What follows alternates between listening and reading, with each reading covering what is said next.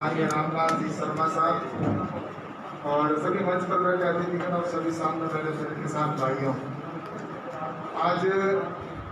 मैं सबसे पहले तो आप सबको बहुत बहुत बधाई देना चाहूँगा कि किसानों के जीवन में क्रांतिकारी परिवर्तन लाने के लिए हमारे देश के प्रधानमंत्री माननीय नरेंद्र मोदी जी के नेतृत्व में जो हमारे किसानों के हित के दिनों बिल पास हुए हैं, ये आने वाले समय के अंदर किसानों के जीवन को बेहतर बनाने के लिए बिल है। तो इस खुशी में मैं आप सबको बहुत बहुत बधाई और बहुत बहुत हार्दिक शुभकामनाएं देता हूं। ये आपने जो स्वागत और सम्मान किया, इसके लिए भी मैं आप सभी भाइयों को बहुत बहुत धन्यवाद देना चाहूँगा। मेरे पास लगातार कल से बीच में रास्ते में से भी फोन आ रहे थे, लेकिन कोरोना की इस वैश्विक महामारी के बीच स्वागत और सम्मान का मैंने यही कहा कि हमें सोशल डिस्टेंस का ध्यान रखना है, इसलिए स्वागत और सम्मान तो मोदी जी का करना है और वो आप सभी अपने अपनी जगह पर जिस तरीके से बिलों का स्वागत और सम्मान कर रहे हैं, निश्चित रूप से ये हम सबका स्वागत है और सबका सम्मान है आप के लिए और हम सब के लिए, क्योंकि हम सभी किसान हैं और किसानों के जीवन में परिवर्तन लाने के लिए, किसानों को आगे आने वाले समय में मजबूत बनाने के लिए जो ये महत्वपूर्ण तीनों बिल पास है किए हैं, इन तीनों बिलों से हमें बहुत कुछ ऐसा आने वाले समय में देखने को मिलेगा कि जहां हम किसान आज़ादी, हम किसानों को आज़ादी नहीं थी, 70 साल आज़ादी के होने के बाद भी आज 75 साल पूरे होने को है, लेकिन किसान को अपने ही उत्पादन को बेचने की कोई आज़ादी नहीं थी। मैं ज़्यादा नहीं कहूँगा, बस इतना एक उदाहरण देकर कहना चाहता हूँ कि एक माचिस बनाने वाला, इवन एक सुई बनाने वाला देश के किसी भी कोने के अंदर जाकर अपनी मनचाही रेट के अंदर मनचाही स्थान पर और मनचाही व्यक्ति को वो बेच सकता था, लेकिन मेरे देश का धरती पुत्र अन्नदाता किसान, उसको इस बात की इजाजत नहीं थी, इस बात की स्वतंत्रता नहीं थी कि वो अपनी ही मंडी के अंदर बेचने के अलावा उसके पास कोई और रास्ता नहीं था जहां वो अधिक रेट में बेच सके। और अपनी ही मंडी के अंदर जिस तरह से हम सब जानते हैं, मैं भी किसान परिवार से आता हूं, और जिस तरह से मंडी के अंदर बोली लगाई जाती और किसान जब मंडी के अंदर बेचने के लिए जाता तो उस समय एक व्यापारी के सामने टकटकी नजरों से वो देखता था कि बोली लगाने के बाद वो कौन सी रेट, उसकी रेट की फसल की फाइनल होगी, और उसके बाद में अगर उसको रेट मिलती तो ठीक, और नहीं मिलती तो वो शाम तक और इंतजार करता कि हो सकता है मेरे को रेट मिल जाए, और रेट फिर भी शाम को भी वो रेट नहीं मिलती, तब उसके पास में कोई चारा दूसरा नहीं बचता कि जिस रेट के अंदर आड़तियों ने तय किया है उसी रेट में बेच कर जाए। ये आया, उसको घर जाना, वापस वही ट्रांसपोर्टेशन खर्चा, अन्य खर्चे के साथ फिर वापस मंडी के अंदर लेके, तो आज उनकी बोली लगाने वाले हैं। इसलिए किसान के सामने कोई रास्ता नहीं था, और किसान को इस बिल के पास होने के बाद आज मंडी परिसर जो है, उस मंडी परिसर से बाहर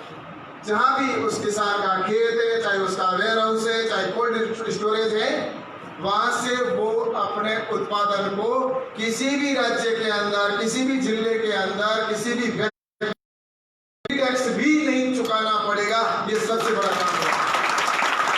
मंडी परिधि के बाहर किसान को इस बात की स्वतंत्रता होगी कि वो अपने उत्पादन को बेच सकेगा, मंडी टैक्स भी नहीं चुकाना पड़ेगा, और मूल्य का जो आश्वासन सबसे बड़ा काम हुआ। आज जो आड़तियों के पास में हम बेचने के जाते हैं, उसके बाद में आड़ती हमें 2 महीने में पैसा दे या 4 महीने में दे, वो उसकी इच्छा पर था, लेकिन इस कानून में ये प्रावधान कर दिया है कि अब किसान अपने उत्पादन को अधिक से अधिक 3 दिन के अंदर उस व्यापारी को, किसान को अपनी फसल का पैसा देना ही होगा। और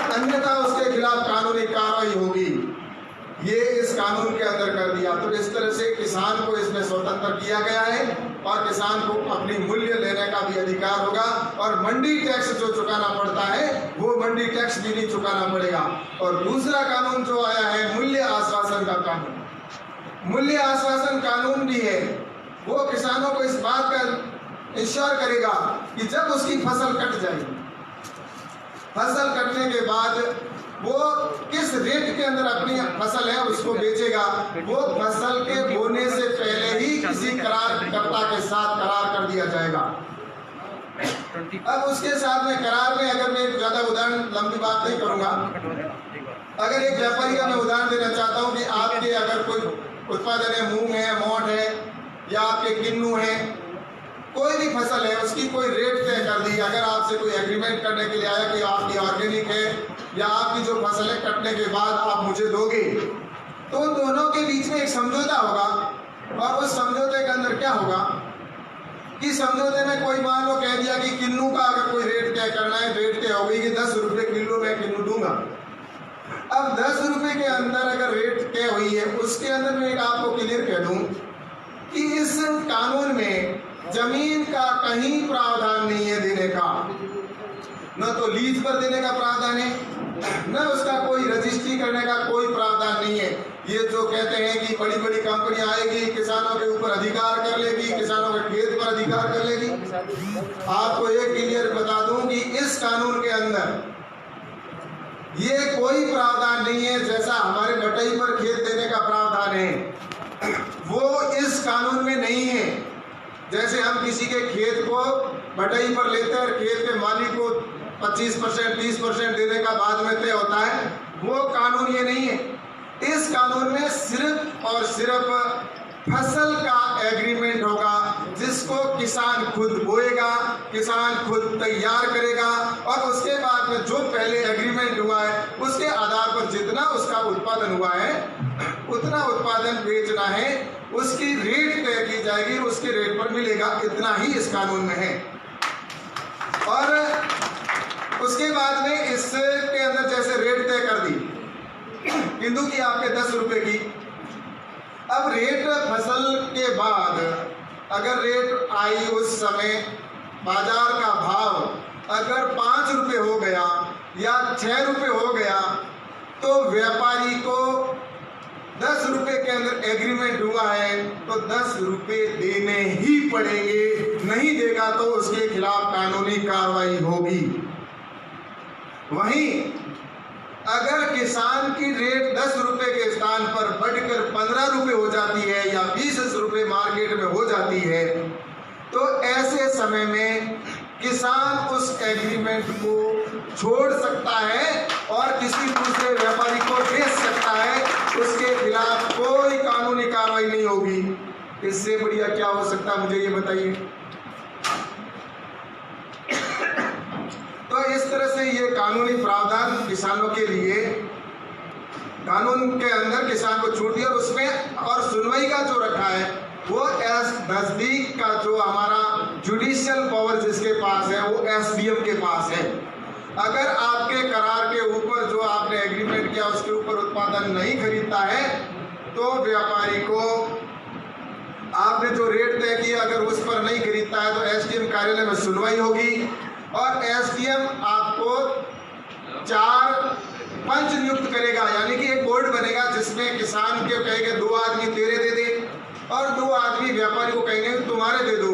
4 आदमी बैठकर कह देंगे 5 दिन के अंदर या 10 दिन के अंदर आप सुलह करके और वापस आ जाओ। अगर उसमें सुलह हो जाती है तो ठीक, अगर सुलह नहीं होती है तो 1 महीना बाद एसडीएम किसान के पक्ष में फैसला देगा और किसान के खिलाफ कोई कानूनी कार्रवाई नहीं होगी। और अगर मान लो कुछ उसने एडवांस में ले रखा है, अगर उसने बीज का पैसा एडवांस में लिया है या उसने कुछ एडवांस नकद लिया है या उसने कोई ऐसी मशीन ले ली है तो उसके अंदर ये रहेगा कि उसके पैसे एसडीएम ये कह सकता है कि आपको ये पैसा इस व्यापारी को वापस लौटाना पड़ेगा। ये तो सही है ना, एडवांस लिया तो देना है। अब उसके अंदर ये और कर दिया कि एसडीएम उसको ये बाध्य नहीं कर सकता और एसडीएम उसके ऊपर कोई जमीन को उसमें से लेकर जमीन को अगर पैसा दे दे, ऐसा प्रावधान नहीं दे सकता। वो सिर्फ इतना कर सकता है कि अगली फसल के ऊपर या उससे अगली फसल के ऊपर किसान कहेगा मैं पैसा दे दूंगा और वो एग्रीमेंट करे, उसके ऊपर वो किसान ने जो उसके साथ बात की है उस पर उसको किसान को पैसे लौटाने हैं। लेकिन कानूनी कार्रवाई का कोई प्रावधान इस कानून में किसान के खिलाफ नहीं रखा। इससे बेहतर क्या बिल हो सकता है। लेकिन आज विपक्ष जिस तरह से देख रहे किसानों के अंदर माहौल एक विरोध में खड़ा करना चाहते हैं और ये कह रहे हैं कि एमएसपी पर खरीद बंद हो जाएगी, एमएसपी पर खरीद नहीं होगी। ये प्रधानमंत्री जी ने स्वयं ने कह दिया कि एमएसपी पर खरीद आगे निरंतर जारी रहेगी। और अभी आपको पता है कि नई जो रबी की फसल की खरीद जो एमएसपी है वो भी घोषित हो गई है और बहुत जल्दी उसकी भी खरीद प्रारंभ होने वाली है। तो इसलिए ये आपके निरंतर जारी रहेगी। तो इस तरह से कानून के अंदर किसान को जो 60 साल तक इन लोगों ने धोखे में रखा, किसान के नाम पर जो कांग्रेस ने राजनीति की, अब किसान को हकीकत में अगर जो अपन 10,000 एफपीओ बनाना चाहते हैं, किसान को आत्मनिर्भर बनाना चाहते हैं, 1 लाख रुपए करोड़ रुपए एग्रीकल्चर इंफ्रास्ट्रक्चर के ऊपर प्रधानमंत्री जी ने घोषणा की है, हमारे बजट को बढ़ाकर पेश किया है। जिस तरह से जो 2010 और 12 के